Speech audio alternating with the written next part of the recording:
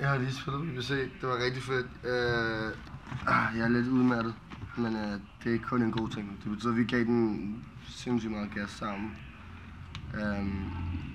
Sindssygt vildt publikum. Der blev crowdsurfet og siddet ned og hoppet, og det var rigtig varmt, men det er altid et godt tegn på, at der er gang i festen. Hvis der er koldt inden til festen, så vil jeg ikke være der. Jeg plejer jo at have flere på, jo. Jeg plejer sådan 5. Jeg plejer sådan 7 på, jo. 7? Ja, jeg skal steppe mit game op. Du skal steppe dit chain game op, altså. Jeg plejer at have 7 på, men... Ej, det var en stille aften. Hvad? Det var stille aften. Det var stille aften. Nej, det var faktisk ikke så meget det. Det er faktisk mere, fordi når jeg ved, at jeg skal spille crowdsurf og sådan noget, jeg er bare bange for at tage folk tager stadig. Ikke fordi de gør det med vilje, men bare fordi, hvis man hopper, så er det bare en naturlig reaktion.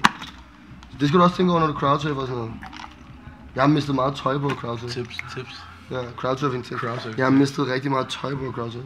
Folk der sådan der... Det er mere, men det er ikke fordi, jeg tror, at det er ikke fordi, jeg tænker sådan, om folk nødvendigvis går efter det med vilje. Ja, hvis de kommer bare men bare sådan, du ved, og så lige pludselig får du knækket en, og så ved du ikke, hvor for eksempel hvis vedhænget falder ud, så er det bare umuligt at finde igen, jo. Og sko har jeg også fucking fået taget af. Det er sygt. Hvordan synes du selv det var? Jeg sagde til dig inden, at du bare skulle nyde det og sådan der komme op. Om at du nåede det meget mere, end jeg troede, du ville nå det. Fordi at sådan, det ting er, at man tit bliver nervøs, når man skal spille. Og specielt hvis det er sådan en af ens første gang. Men det virker som om, at du havde meget mere styr på det, end jeg troede, du ville have. Og det var sådan der, det var virkelig hele skolen kunne din sange. Og du var fucking let op. Og du hoppede igennem hele koncerten. Og du havde noget cardio, som du slet ikke selv vidste, du havde lige pludselig. Du skreg sindssygt. Ja, men det var det, jeg sagde til dig, at adrenalin tager ind nogle steder hen, man ikke lige regner med, man kan. Og så kommer man ned, og så ved man ikke, hvorfor man har kunne gøre det. Men hvordan synes du selv det var? Det var sindssygt. Altså, det var helt sindssygt. Jeg har aldrig prøvet noget lignende. Jeg skal blive ved. Jeg bliver ved. Han laver alle mine beats. Low-key ukend kunstner, det der.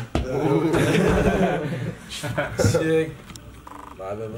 Flere dreadlocks, siger jeg. Nå, fucking andet.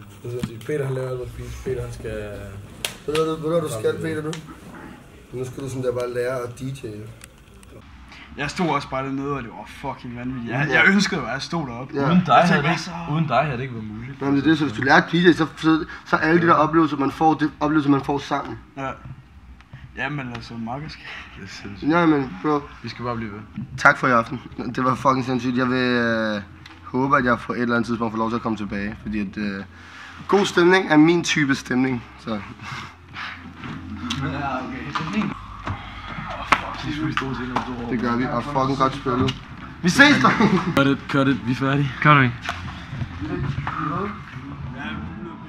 Jeg kan mærke, det bliver en god dag, så jeg rammer min dans, lad mig danse ud